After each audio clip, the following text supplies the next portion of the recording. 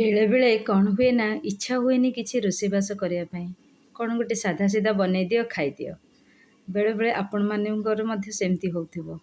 तो आज मुझे एक रेसिपी आपण मान सहित शेयर करी जोटे साधा सीधा सिंपल किछि भी नाही सेथिरे प्राय समस्ते बनाती घरे किंतु मु आपण मान सहित शेयर करी। तो प्रथमे मु भात बसई देली। तो आम ओडिशा तो भात निश्चय खाइबे, भात न खाइले भल लागिबनी। तापरे मुझे डाली बसई, डाली को प्रथम हलदी लुण पकई सिझे देली। तापरे ताकू तेल टिके जीरा पियाज लंका और गोटे तेजपत्र देकी छुंक करदेली। तो आपण माने चाहिए डाली रे कस्तूरी मेथी पकई पारे, न धनिया पत्र पकेबे, न भूसंग पत्र पकेबे, जहाँ भी पकेबे डाली छुंक कला बेले सेटा बहुत बढ़िया बास्ना आसी थाए नुहे कि। तेणु मो पाखे से सब किसी आवेलेबल नथिला, तो खाली मु सिंपल रे गोटे तेजपत्र पकईकी ही छुंक देइची। तापरे मु एठी बनैची भजा। तो घरे झुडंग थिला, तो मामा कहली झुडंग भजाटा करे, आ बहुत दिन हम झुडंग भजा भी खिया है। तो से मु प्रथम आगे गोटे कढ़ई बसई ता देहरे पकईली तेल, सोरिष तेल रे एक्चुअली बहुत किछि खाइबा सोरिष तेल रे कले ही भल लगे।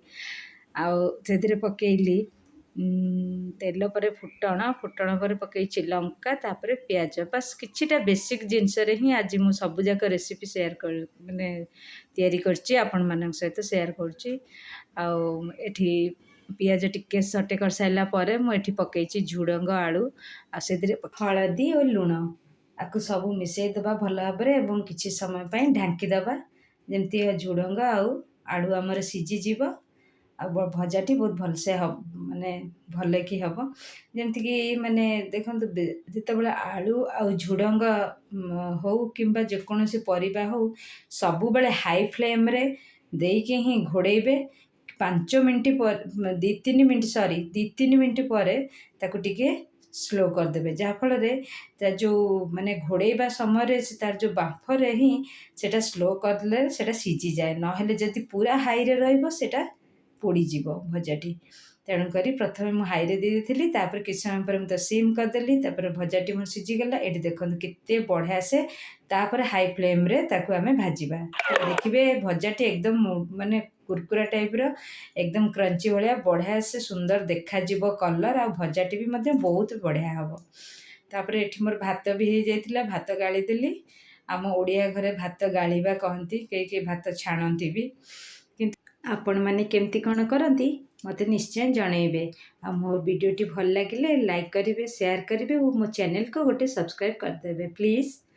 तो एमती प्रथमे से कढ़ई रे पुणी मु तेल सोरिष तेल पकईची, तापरे किछि सुखिला लंका पकईची, तापरे पंचफुटण पकईची, तापरे पियाज पकईची, तापरे परिबा सब पकई देइची। एठी मु झुडंग आलू भजा सरीगला परे मु एठी भाजीची छुई आलू बैगणर भजा।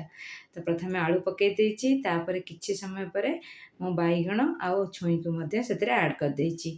ए सब को आमे टिके हळदी लुण पकई टिके पानी देई बसई दबा, कारण छुईटा टिके सिझिबा टाइम लागिवो। तो डायरेक्ट एमती कले तो भजाटा सिझिबनी पोड़ी जीव, तेणु हळदी लुण पकई टिके पानी देई सिझे देइची। एमती भाजिले ही कम समय भितर भजाटी हो जाए। जदि आपण न चाहूथिबे ताहेले आपण प्रथमे लुण हळदी पकई सिझे देबे, तापर तो पानी टिको काढी देबे, तापर आपण सेथिरे छुंक दे पारिबे। तो एमिति भी भल लागे। वो विभिन्न प्रकार भजा अछि, मु आपण मान सहित भी शेयर करछि केतेरा भजा, तो आपण माने मो लॉन्ग वीडियो देखि पारिबे। तो तापर मु एठी देइछि टिके लंका जीरा गुंड, तापर भजाटी बढ़िया से भाजी दे साइला परे एठी भजाटी हमर पूरा नसनसिया एवं बहुत बढ़िया से हो गला। छुई भजा टिके नसनसिया करके कले माने लटपटा टाइप रो बहुत बढ़िया लगी थाए। जदि सुखा सुखा करदेबे ना कि काठी चोबेला भाया लगिवो। ए साधा सीधा रेसिपी सरीगला, तापर आमे खाइबा को समस्त बसी पड़िलु। तो वीडियोटी केमती लगिला आपण माने निश्चय कहबे। रहिली, बाय।